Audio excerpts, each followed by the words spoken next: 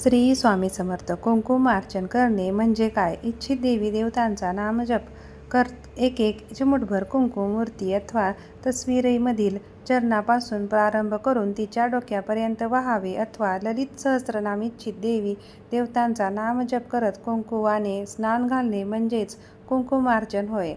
देवीला कुंकुमार्चन करणे म्हणजे काय? देवीचा नामजप करत एक चिमूटभर कुंकू देवीच्या चरणापासून प्रारंभ करून तिच्या डोक्यापर्यंत वहावे अथवा देवीचा नामजप करत तिला कुंकुवाने स्नान घालावे म्हणजेच कुंकुमार्चन होय. ललित सहस्त्रनाम, श्री सूक्त, देवी सूक्त, नवार्ण मंत्र, देवी सहस्त्र नामावली, देवी अष्टोत्तर शतनामावलीने कुंकू वाहने यास कुंकुमार्चन म्हणतात.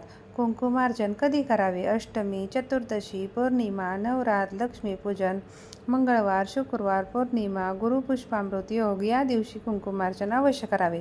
अमावास्येला कुंकुमार्चन करू नये. आश्विन नवरात्रात सप्तशतीचे पाठ वाचण्यापूर्वी किंवा पाठ वाचत असताना कुंकुमार्चन करावे. असे केल्यास ते खूप पुण्यकारक व शुभफलदायी आहे. त्यासंबंधी कोणती काळजी घ्यावी? कुंकुमार्चन करताना देवीची प्रतिमा अथवा श्रीयंत्र अथवा प्रतिकात्मक वस्तू सुपारी, यंत्र, ताम्रपट, सुवर्णपट पात्रात घेऊन शुचिर्भूत करून घ्यावे. त्यानंतर मृगीने उजव्या हाताचा अंगठा, मधले बोट व अनामिका ह्या बोटाने व उजव्या हाताने कुंकू अर्पण करावे. यांनीच कुंकुम घेऊन देवीच्या चरणापासून मस्तकापर्यंत वहावे अथवा कुंकुवाने स्नान घालावे. कुंकुमार्चनाचे शास्त्र. कुंकुवात शक्ती तत्व आकृष्ट करण्याची क्षमता जास्त असते, म्हणून देवीच्या मूर्तीला कुंकुमार्चन केल्यावर ती जागृत होते.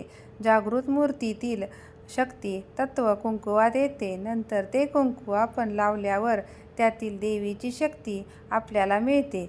मूळ कार्यरत शक्ती तत्वाची निर्मिती ही लाल रंगाच्या प्रकाशातून झाली आहे. शक्ती तत्वाचे दर्शक म्हणून देवीची पूजा कुंकुवाने करतात.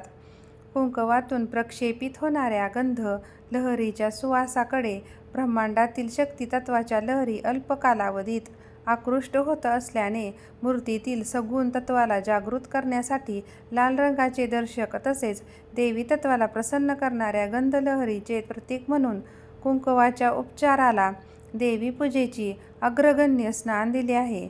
मूळ शक्ती तत्वाच्या बीजाचा गंध हाही कुंकुवातून दरवळणाऱ्या सुवासाशी साधर्म्य दर्शवणारा असल्याने देवीला जागृत करण्यासाठी कुंकुवाचे प्रभावी माध्यम वापरले जाते. कुंकुवात शक्तितत्व आकृष्ट करण्याची क्षमता जास्त असते, म्हणून देवीच्या मूर्तीला कुंकुमार्चन केल्यावर ती जागृत होते. जागृत मूर्तीतील शक्तितत्व कुंकुवात येते. नंतर ते कुंकू आपण लावल्यावर त्यातील देवीची शक्ती आपल्याला मिळते. अशा प्रकारे कुंकुमार्चन करून अर्पण केलेले साठलेले कुंकुम एका डबीत ठेवावे. अक्षय लक्ष्मी प्राप्ती तथा कार्यसिद्धीसाठी याची सहायता होते. कुंकुमार्चन पूजेत देवीला अर्पण केलेले कुंकू देवी प्रसाद म्हणून मित्र आप्तेष्टांना वाटणे. हे कुंकू पुन्हा देवपूजेत अजिबात वापरू नये. हे कुंकू रोज कपाळाला किंवा सिंदूर म्हणून वापरू शकता. महत्त्वाचे. अशा प्रकारे कुंकुमार्चन करून अर्पण केलेले साठलेले कुंकू एका डबीत ठेवावे. अक्षय लक्ष्मी प्राप्ती तथा कार्यसिद्धीसाठी याची सहायता होते.